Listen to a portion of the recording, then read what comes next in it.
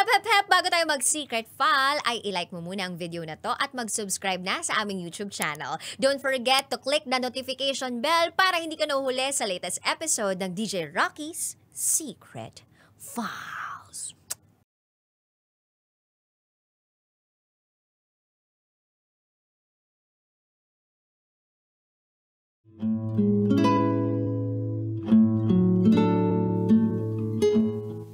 And now, it's time for DJ Rocky's Secret Files.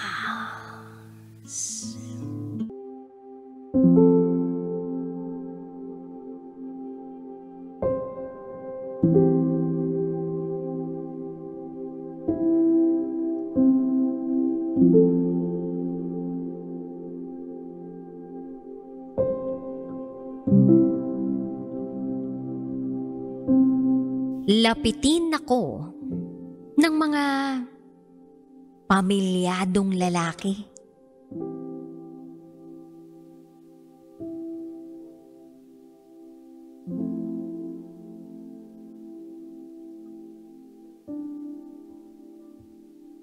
Hi DJ Rocky. Tagapakinig mo ko. Simula pa noong high school ako. Dalaga pa ako noon. At lagi akong nakikinig sa programa mo. At siguro, eto na ang panahon para masabi ko sa iyo ang nararamdaman ko. Itago mo ko sa pangalang Angel. 33 years old. May 2 anak. At ito, ang aking secret file.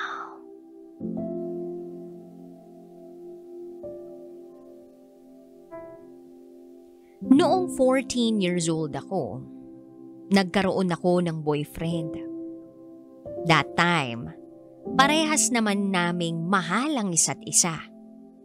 Kaya lang, against sa akin o hindi boto ang pamilya ng boyfriend ko sa akin.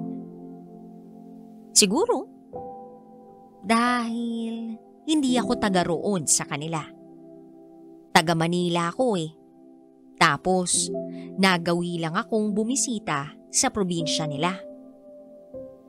Sa relasyon namin, aminado ako na may nangyayari sa amin that time. At naramdaman ko namang mahal ako ng boyfriend ko. Kahit pa pinaghihiwalay na kami ng mga magulang niya. Dahil sa sitwasyong yun na kung saan ay nahihirapan na siya, kinausap niya ako. Sabi niya, tatapusin niya muna ang kolehiyo para kapag nakapagtapos na siya, malaya na siyang mamili kung sino ang gusto niyang makasama sa buhay niya. Ipinangako naman niya sa akin na babalikan niya ako pagka-graduate niya. Antayin ko raw siya.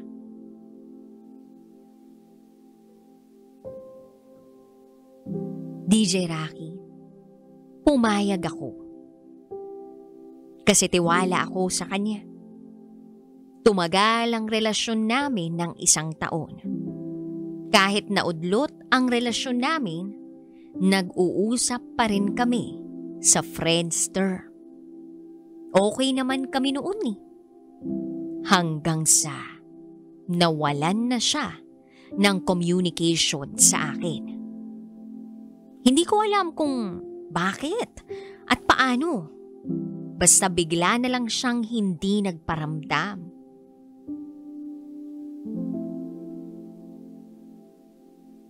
Isang beses, nalaman ko na lang, umuwi siya sa kanila. At may kasama na pala siyang ibang girlfriend. DJ Rocky, nasaktan ako. Kasi alam mo yun, parang nawala lang na parang bula yung mga napag-usapan namin. Yung mag-aantay siya sa akin at ako aantayin ko rin siya. Pinanindigan namin yung naramdaman namin na pagmamahal sa isa't isa. Lahat yon biglang, poof! Nawala! Lahat ng sakripisyo, natapon, na parang wala lang. DJ Rocky, alam mo, bago pa man siya umuwi kasama yung girlfriend niya, may nanliligaw na sa akin na pamilyadong lalaki. Kapitbahay lang namin. Ayoko naman talaga sanang patulan yun eh. Dahil mahal na mahal ko yung boyfriend ko. Pero dahil nasaktan nga ako sa nakita ko sa boyfriend ko, hindi na ako nagdalawang isip. Pinatulan ko yung lalaking pamilyado na manliligaw ko.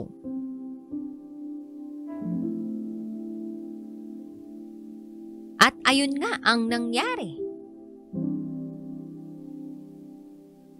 Tapos napamahal ako sa kanya. Binigay niya lahat sa akin. Pagmamahal, assurance sa buhay, suporta sa pag-aaral ko. Hanggang sa dumating yung time na nabuntis ako. At nagkaroon kami ng anak. Oo, magkapit-bahay lang kami. Pero never akong iniskandalo ng asawa niya o kahit ng mga anak niya. Laking pasasalamat ko na lang dahil kahit nabuntis ako at nagkaanak kami, hindi nila ako ginulo. Walang gulo na naganap sa amin ng asawa niya. At isa pa, DJ Rocky, nangarap ako na sana kambal ang magiging anak ko. Gusto ko fraternal twins, babae at lalaki. Kasi pag ganun, lalayo na ako sa lalaking yun. Kaya lang, hindi nangyari yung pangarap ko na magkaroon ng kambal sa kanya. Yung panganay na ipinagbuntis ko, babae. Then after kong maipanganak yung panganay kong babae, sabi ko sa kanya gusto ko pa ng isa. Pero sana, lalaki naman. And for the second time, DJ Rocky, lalaki nga ang ipinagbuntis ko. Iisa lang naman ang tatay nila eh. Naisip ko noon na total, may anak na akong babae, meron na ring lalaki, lalayo na kami ng mga anak ko. Babalik na lang ako sa Maynila kasama sila. Dahil hindi naman kami pwede ng tatay ng mga anak ko. Kasi nga, pamilyadong tao siya. Makalipas ang isang buwan, tinupad ko yung plano kong yun. Sa Maynila ko na ipinanganak ang bunso kong anak na lalaki. At nawalan na rin ako ng communication sa tatay ng mga anak ko. Pareho ko silang pinalaki. Sariling sikap.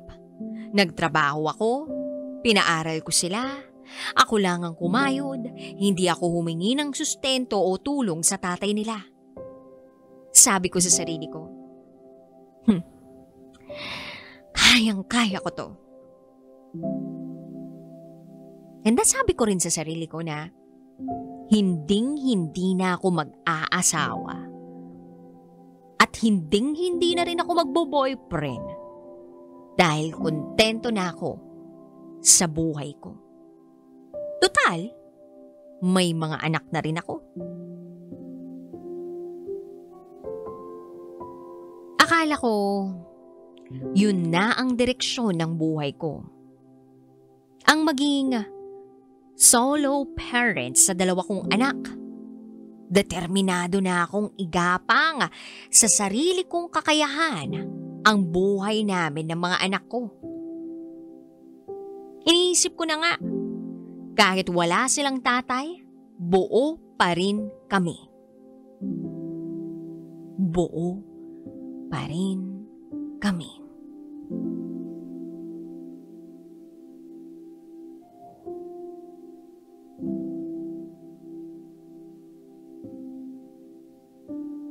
Ako na ang nanay at tatay nilang dalawa. Kaya sabi ko, kontento na ako sa ganito. Pero, hindi yun ang nangyari, DJ Rocky. Hindi yun ang nangyari.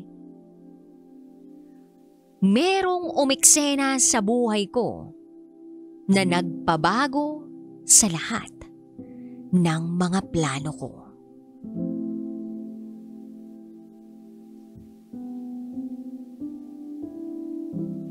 May lalaking lumapit sa akin. Nagpursige siyang ligawan ako. Kahit may mga anak na ako. Itago natin siya sa pangalang Philip. Ipinangako sa akin ni Philip na kaya raw niya akong panindigan. Kayang-kaya niya. Nagsikap siya na makuha ang loob ko. Napagtanto ko rin naman na may ibubuga siya. Okay na okay siya sa akin. Lalo na sa pamilya ko. Sa mga anak ko. Kaya sinagot ko siya. At kahit kami na ni Philip, may mga nagpaparamdam pa rin sa akin. Para bang gustong manligaw. Pero hindi ko na sila pinansin. Dahil mahal ko naman na si Philip. Lumipas ang 2 taon. Nagpakasal kami ni Philip. Akala ko, payapa na ang loob ko nung ikasal kami. Pagkatapos naming maikasal, may nagparamdam na naman sa akin na pamilyadong lalaki. Iba to, doon sa tatay ng mga anak ko. Nasa parehong field kami ng work nitong lalaki. Hindi ko inaasahan. Napalapit ang loob ko sa taong yun. Pansin ko lang nagkakasundo kami sa lahat ng bagay. Tapos, after work, may bonding kami.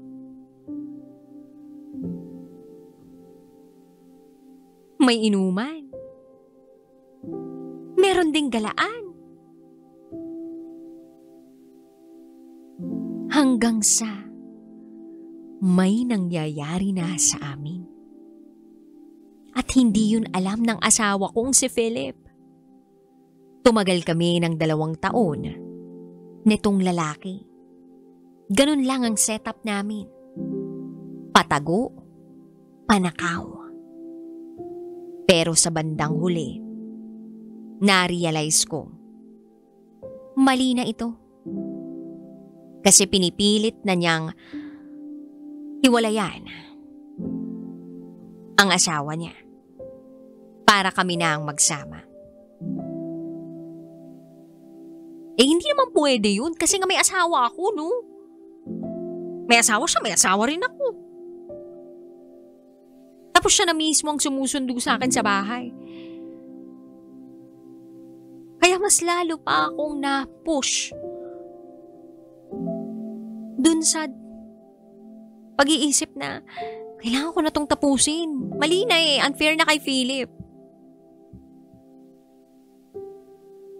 Then nag-decide akong mag-ibang bansa.